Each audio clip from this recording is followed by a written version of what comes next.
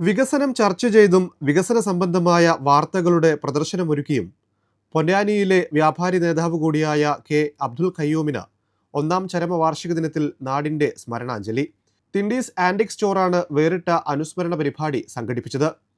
പൊന്നാനിയുടെ സമഗ്ര വികസനത്തിനു വേണ്ടി ഓടി നടന്ന അബ്ദുൽ ഖയ്യൂമിന്റെ ഇടപെടലുകൾ പ്രദർശനത്തിനൊരുക്കി.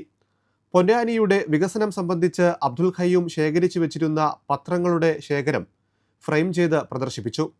അനുസ്മരണ ചടങ്ങ് മുതിർന്ന മാധ്യമപ്രവർത്തകൻ പി.ടി. നാസർ ഉദ്ഘാടനം ചെയ്തു. പുസ്തകങ്ങൾ പോലും ശേഖരിച്ചു വെച്ച ആൾക്കാരുടെ വീട്ടിൽ നിന്ന് കുറച്ചു കാലം കഴിയുമ്പോഴത്തേക്ക് പുസ്തകങ്ങൾ ഒന്നുകിൽ മക്കളിങ്ങനെ ആർക്കെങ്കിലും കൊടുത്തൊഴിവാക്കലോ അല്ലെങ്കിൽ ഏതെങ്കിലും വായനശാലകൾക്ക് കൂട്ടത്തോടെ കൊടുക്കുകയോ അല്ലെങ്കിൽ അവിടെ കിടന്നിട്ട് നശിച്ചു പോകലുമാണ് പതിവ്. ആ സ്ഥിതിക്ക് ഇങ്ങനത്തെ പത്രക്കട്ടിങ്ങുകൾ, ഇത്രയും പഴക്കമുള്ള പത്രക്കട്ടിങ്ങുകൾ ഇങ്ങനെ സൂക്ഷിച്ചിട്ടില്ലെങ്കിൽ ഇതിങ്ങനെ എവിടെ ഉണ്ടാവില്ല, അത് പോവും. പക്ഷേ ഈ പത്രക്കട്ടിങ്ങുകൾ ഇങ്ങനെ എടുത്തു വെക്കുകയും ഇങ്ങനെ പ്രദർശിപ്പിക്കുകയും ചെയ്യേണ്ട ഏറ്റവും നല്ല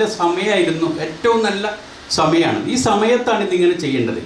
ഒന്നാമത് അത് പറയാനുള്ള കാരണം എന്താ വെച്ചാൽ, ഞാൻ സലാം പറഞ്ഞ പോലെ ഏതാണ്ട് ഒരു 38 കൊല്ലത്തോളം പത്രങ്ങളിൽ പണിയെടുത്താണ്.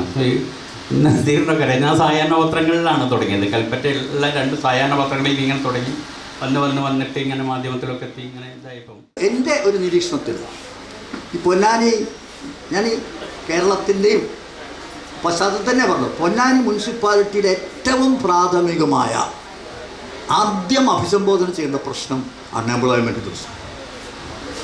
യൂത്തിൻ്റെ, അത് അഭ്യസ്തവിദ്യരായ യൂത്തുണ്ട്, അനഭ്യസ്തരായ യൂത്തിൻ്റെ തൊഴിലില്ലായ്മയാണ് പൊന്നാനി മുനിസിപ്പാലിറ്റി നേരിടുന്ന മൗലികമായ പ്രശ്നം. ആ പ്രശ്നത്തെ അഭിസംബോധന ചെയ്യാൻ എന്ത് ചെയ്യാൻ പറ്റും?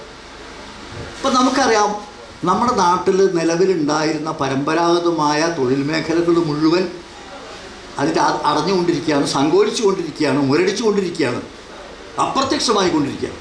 ഏറ്റവും വലിയ 7ാമത്തെ ജനസാന്ദ്രതയുള്ള മുനിസിപ്പാലിറ്റി ഇതാണ്. ഈ ജില്ലയിലെ ഏറ്റവും വലിയ 2ാമത്തെ ജനസാന്ദ്രതയുള്ള മുനിസിപ്പാലിറ്റി ഇതാണ്. എൻ്റെ ഒരു അഭിപ്രായത്തിൽ ഇപ്പോൾ 2011 സെൻസസ് കഴിഞ്ഞത്, 15 വർഷം കഴിഞ്ഞു.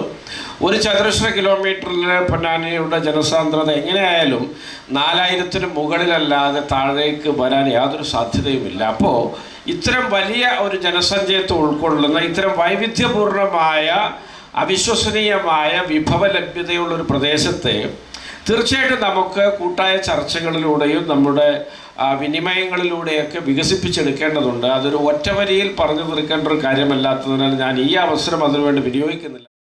സലാം ഒളാട്ടയിൽ അധ്യക്ഷരായി. പി.വി. അബ്ദുൽ ലത്തീഫ്, RVC മുഹമ്മദ്, കാക്കൊള്ളി സോമസുന്ദരൻ, മുഹമ്മദ് അലി എന്നിവർ സംസാരിച്ചു. തുടർന്ന് നടന്ന പൊന്നാനിയുടെ വികസനവും പദ്ധതികളും എന്ന വിഷയത്തിൽ മാധ്യമപ്രവർത്തകൻ KV നദീർ മോഡറേറ്ററായി. മുൻ നഗരസഭാ chairman MM Narayanan, KPCC general secretary KP Noushad Ali, Sivadas Attupuram, Farhan BM, Noushad Puthanpurayil എന്നിവർ സംസാരിച്ചു.